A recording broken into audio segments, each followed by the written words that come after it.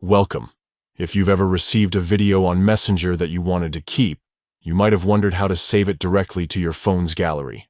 In this video, I'll walk you through the updated steps to save a video from a Messenger chat to your device, so you can watch it anytime, even without an internet connection. Let's get started. First, open the Messenger app on your phone. Make sure you're logged in with the account where you received the video. Once you're in, scroll through your conversations and find the chat that contains the video you want to save.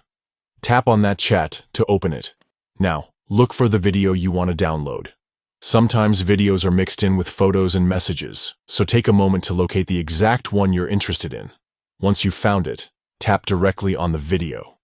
This will open the video in a larger view, making it easier to see and giving you access to more options.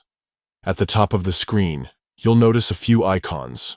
Look for the Save button or a Download icon, which usually looks like a downward arrow.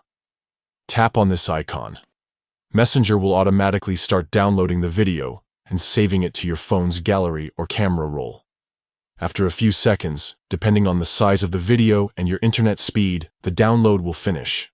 To make sure it worked, exit Messenger and open your phone's gallery app.